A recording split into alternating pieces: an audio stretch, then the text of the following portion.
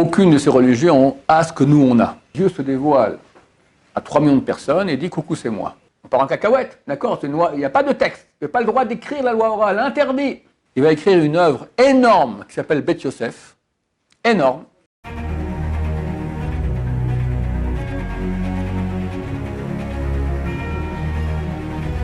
Ce show dédié pour la réfouachement, la guérison complète et rapide de Eugène Yoshua Ben Lili, Bezrat Hashem, avec l'aide de Dieu. Les questions de Zacharie. Je veux savoir, aujourd'hui on a une halakha tranchée. Je veux savoir comment on fait tout le chemin depuis la Mishnah jusqu'à la halakha. Aujourd'hui on a une halakha, c'est-à-dire que les lois de la Torah sont tranchées, mais tu dis, c'était tranché dernièrement par les grands poskim, les grands décisionnaires du peuple juif. Mais comment est-ce qu'on arrive à partir de la Mishnah jusqu'à la halakha actuelle, la halakha, donc la loi actuelle. La Mishnah, c'est un livre qui a été écrit en l'an 220 de l'ère chrétienne par Rabbi de Hanassi, le président spirituel du peuple d'Israël, très très grand homme, on dit que c'est le Gilgul de Yaakov Avinu, homme extrêmement saint. Alors je vais expliquer. La Torah, comment ça fonctionne? La Torah écrite, c'est donc le Pentateuque, comme on dit en bon français, les 5 livres de la Torah, cite 613 ordonnances, 248 positives, 365 négatives. Maintenant, la Torah ne dit que les gros titres de l'ordonnance. C'est extrêmement vague. Par exemple, Shabbat, tu ne feras pas de melacha. Qu'est-ce qu'une melacha? Et comme ça, une infinité d'exemples. On peut presque dire qu'il n'y a aucune loi qui est claire. Dieu a créé dans le monde le mensonge. C'est la vérité et le mensonge. Le mensonge, qu'est-ce qu'il veut dire? Il veut dire qu'il est vrai. Prenez les grandes religions du monde aujourd'hui, et l'islam, la chrétienté, disent c'est nous le vrai, les autres c'est faux. Maintenant, de façon bien heureuse, aucune de ces religions a ce que nous on a. Nous on a un récit comme quoi Dieu se dévoile à 3 millions de personnes et dit coucou c'est moi. Toutes les autres religions partent à partir d'un homme qui dit « je suis Dieu » ou « Dieu m'a parlé ». Nous, c'est Dieu lui-même qui parle. Je n'ai pas le temps de rentrer dans le détail, mais c'est du point de vue de l'argumentation, c'est quelque chose qui est extrêmement solide. Ça n'existe dans aucune autre religion, et la Torah le dit. Regarde les autres religions. Est-ce qu'il y a une religion qui a même affirmé seulement que Dieu s'est dévoilé au peuple, et le peuple a survécu? Ça n'existe pas, parce qu'on ne peut pas inventer un truc pareil. Je vais expliquer pourquoi maintenant, j'ai fait des cours à ce sujet, mais je ne vais pas trop sortir du sujet. C'est pour cela que ces deux religions, l'islam et la chrétienté, vont reconnaître la sainteté des livres, de nos livres à nous, de la Bible. Parce qu'ils ont besoin de ça. Ils vont dire, ce qui s'est passé au Mont Sinaï, c'est vrai. Il y en a qui vont modifier, ils vont dire, c'est pas Moshe qui était là, c'était Ishmaël, ou je ne sais pas comment ils font. D'accord, chacun avec. Mais en tout cas, ils ont besoin de ce récit du dévoilement de Dieu au Mont Sinaï. Et pour finir, ça aboutit, disent-ils, à leur propre religion.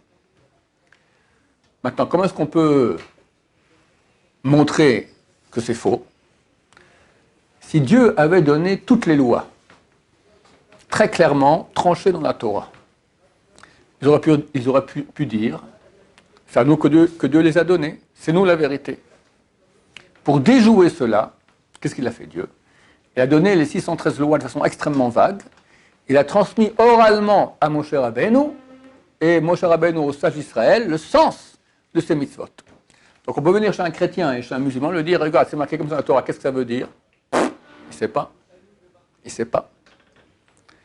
Nous, on sait. Ça prouve donc que on a reçu la vraie Torah. Évidemment, les gens peuvent encore discuter après cela, mais en tout cas, c'est un argument qui est très fort, parce que si tout était extrêmement clair dans leur Bible à eux, dans leur religion à eux, on n'aurait pas de moyen de pouvoir déjouer et dire, non, c'est à nous que ça t'est donné.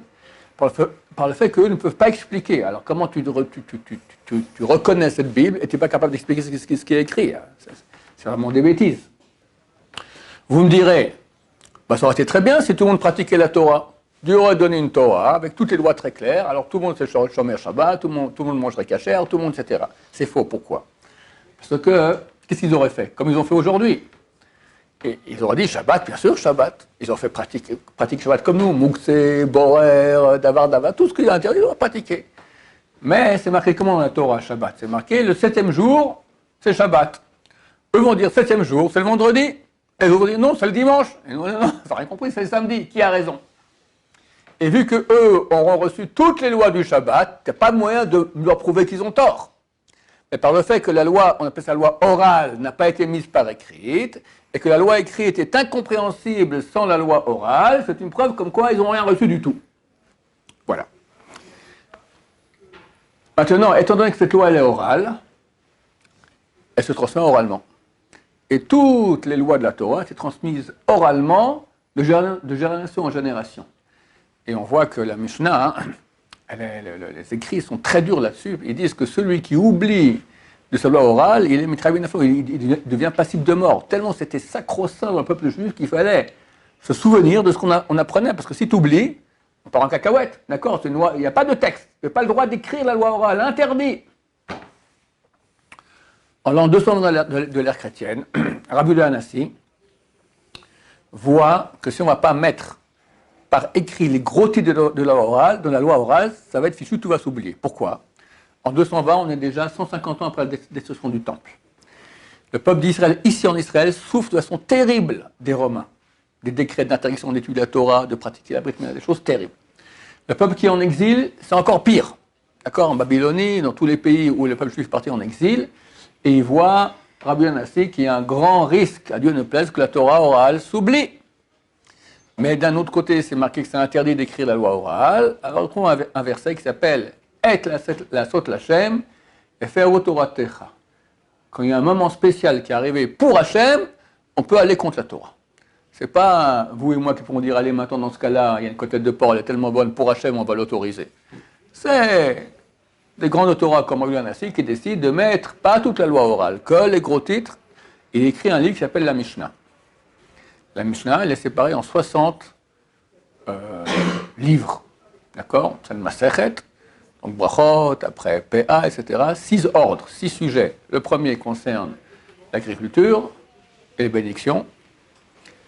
Le deuxième, tous les temps de la Torah, Shabbat, toutes les fêtes, etc. Le troisième, Nézikin, tous les dommages, intérêts qu'il peut y avoir, toutes les lois de prêt, d'argent, financière, etc. Le quatrième, tout ce qui concerne les femmes, divorce, mariage, ktouba, etc. Le sixième, tout ce qui concerne les lois de pureté et d'impureté. À l'époque, c'était pratiqué, aujourd'hui on est tous impurs, mais il y avait des lois il y a 11 types d'impureté qui se transmettent comment, sur quel type d'ustensile, etc. Et enfin, toutes les lois concernant la sainteté, ça veut dire les sacrifices qui étaient faits à l'époque au temple. Le temple, comment il est construit, quels sont les sacrifices, comment on les fait, etc. Avec le temps, même l'explication de la Mishnah, pour que la Mishnah, quand on la lit, c'est des gros titres aussi. Quelqu'un lit la Mishnah, il ne peut rien comprendre. C'est très rare qu'on comprenne quoi que ce soit dans la Mishnah, et si on comprend d'habitude, c'est faux. D'accord? C'est fait de façon ainsi que si on n'a pas l'accompagnement oral de la Mishnah, on ne comprend rien de la Mishnah. Ou on comprend faux. C'est fait exprès comme ça. Comme Dieu a fait avec la Torah, pour pas qu'une autre religion se substitue et s'approprie la Mishnah et dit c'est nous. En l'an 450 de l'ère chrétienne, les deux plus grands rabbins du peuple juif en Babylonie, Ravina et Ravaché, voyant qu'il y a un risque que même l'explication de la Mishnah s'oublie de par les difficultés de l'exil, mettent par écrit, pour la majorité des traités de la Mishnah, pour 37 traités, ils mettent par écrit l'explication de la Mishnah. On appelle ça la Gemara. Elle aussi, très dure d'accès. Et vous le savez vous-même. D'accord? Vous voyez que ce n'est pas facile, une Gemara. Pour faire une page, il y a 2700 pages. Quelqu'un a fait une page, il est content d'avoir compris. On est censé faire 2700 pages. D'accord? Abraham Kalbisi, il les faisait toutes les années. Il finissait tout. D'accord? Très dur d'accès aussi. Et de là va sortir la halakha. Celui qui sait très bien étudier la Gemara, il peut au bout d'un moment arriver à en extraire la halakha. C'est le travail qu'ont fait les grands sages d'Israël durant toute l'histoire, jusqu'en l'an 1500 environ. Il y a eu plusieurs époques. Après la Gemara, on appelle l'époque des Savouraïm, pendant 1 ou 2 siècles. Après celle des Géonim. Et dès l'an 1000 environ, à l'époque de Maïmonide, Rashi, on commence l'époque qu'on appelle des Rishonim, des premiers. Elle s'arrête à l'époque de Rabbi Yosef Karo, l'auteur du Shulchan Aruch, qui habitait en Espagne d'après Tzfat, environ il y a 500 ans, environ vers l'an 1500. Et ces rabbins vont chacun expliquer la Gemara et en déduire comment est la halacha. Il y en a qui sont plus des commentateurs, comme Rashi, ils vont expliquer. Il y en a qui sont des fixeurs de halacha. On a 3 grands fixeurs de halacha. Maïmonide, le Rav de son Rav, le Rif, Rabbi Yitzhak El-Fassi, et le Rosh, Rabbeinu Asher, qui venait d'Allemagne. Ce sont les plus grands piliers. Après, on a d'autres piliers, des deuxièmes piliers, le Ran, le Rashba, etc. En l'an 1500 environ, Rabbi Yosef Karo voit que pour chaque sujet de halacha, tu as plusieurs avis. Tu as beaucoup de rishonim. Au moins à l'époque une dizaine, aujourd'hui on connaît au moins une vingtaine avec les écrits qui sortent, etc., les anciens écrits. Comment on fixe la halacha? Il va écrire une œuvre énorme qui s'appelle Bet Yosef, énorme, où il prend tous les rishonim et presque tout ce qu'ils ont écrit à propos de la halacha et il va faire une grande compilation basée sur un autre ordre. L'ordre d'un livre qui a été écrit 2 siècles auparavant, le fils du Rosh s'appelle le Tour et il va écrire un livre de halacha divisé en 4 volumes. Le premier parle des lois de la journée, ça inclut les fêtes, etc., Shabbat. Le deuxième parle des lois plus de kashrut, de nida, mezouza, deuil, à peu près tout cela. Le troisième volume parle tout ce qu'il y a avec les femmes, et quatrième de toutes les lois financières. Le Bet Yosef, Rabbi Yosef Karo va faire un commentaire sur le tour, qu'on appelle Bet Yosef, énorme. Et il fait un résumé de ce Bet Yosef pour les enfants, pour que j'en puisse en un mois, tous les mois, refinir tout le résumé de la halacha. Il s'appelle Shulchan Aruch. Et ça, les sages d'Israël ont accepté que la halacha est tranchée comme le Shulchan Aruch. Donc, dès lors, la halacha est tranchée ainsi. Mais ce n'est pas si simple. Il y a des fois, on peut ne pas être d'accord avec le Shulchan Aruch, pas nous, les grands d'Israël. Et beaucoup d'autres sont venus encore après, et on fait des ajouts et des modifications, enfin en expliquant quoi, sur des bases que je ne peux pas expliquer dans le cours. Mais on ne peut pas venir comme si, c'est tout sur des bases. Tu amènes une preuve maintenant d'une halakha, d'une tosefta, un non-sens qu'il y a, etc. Et tu peux dire, donc la halakha maintenant, elle va être tranchée ainsi ou ainsi. D'accord? Il y a beaucoup de critères, et c'est uniquement les gens qui ont étudié au moins 30-40 ans la Torah profondément qui peuvent commencer à fixer la halakha. Et tous les grands de chaque génération, il y a des plus grands, des moins grands, d'accord? Après le Shulchan Aruch, un des plus grands, c'est le Magan Avraham. On a le Shach, on a le Taz, on a le Gaon de Vilna, d'accord? Tout cela, ce sont, dans le monde ashkénaze, la dernière, le top, disons, qui fixe la halakha, c'est le Mishnah Berurah. Rav Israël, qui vivait, donc le Rav Israël Meir à Cohen, qui est décédé en 1933. C'est un livre Mishnah Berurah, c'est vraiment la halakha pour l'ashkénazi. Chez nous, donc on a des grands poskim. Le dernier, le plus grand poskim de la région, en tout cas ici, du Proche-Orient, c'était le Ben Ishraï. Et est venu le Rav Yosef qui a donné un grand coup de pied, d'accord, dans la fourmilière, et hop, il est venu et a tranché la halakha très souvent différemment que le Ben Ishraï.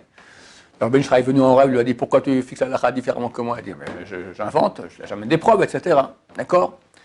Et donc, on a beaucoup de poskim, de décisionnaires, beaucoup de grands. Chacun va faire sa façon de faire. On a aussi dans le monde sfarad le Rav Ben Sona Shaul Zatzal, qui est un très grand posek aussi, qui est un très bon ami de Rav Yosef, mais très, très souvent il tranche la halakha différemment que lui. Et en fonction de critères que je n'ai pas le temps d'expliquer maintenant, la halakha, elle est fixée. Voilà, très bientôt viendra le Mashiach, et dès lors c'est fini. Il faut comprendre que, par exemple, quand le Shulchan Aruch était écrit, alors il y a un rabbin en Europe, le Rav Moshe Isserles, qui était un gaon, un génie extraordinaire. Je crois qu'il est mort très très très jeune, je crois 32 ans ou 36 ans. Il a écrit les annotations. Il dit où il n'est pas d'accord, où la coutume chez les Ashkenazim est différente. Le Shulchan Aruch, il a bien dit, moi je fixe la halakha d'après la coutume comme elle est ici, au Proche-Orient. Si un endroit, la halakha est fixée différemment, je ne touche pas. Alors le Réma, Rabbi Moshe Isserles, il a écrit, chez nous, effectivement, c'est différent. C'est pour ça qu'on aura la halakha. Le Shulchan Aruch a une partie Sfarad, une partie Ashkenaz. Quand Mashiach reviendra très bientôt, fini. Il n'y a ni Ashkenaz ni Sfarad, tout le monde a la même halakha. Comment? On ne sait pas. Rabbi Sona Shaul, il a dit, à mon avis, quand Mashiach reviendra, la halakha sera tranchée comme le Rambam. On a peu de figure dans le judaïsme qui est aussi grande au niveau de fixer la halakha que le Rambam. Le Rambam, c'est peut-être le plus grand possède, le plus grand décisionnaire de la halakha de tous les temps. Donc, le Rambam, je pense qu'à son avis, la halakha sera tranchée ainsi. Nous le saurons dans quelques jours avec la venue du Messie, Bezrat Hashem. Baruch Adonai, l'Olam, Amen, Amen.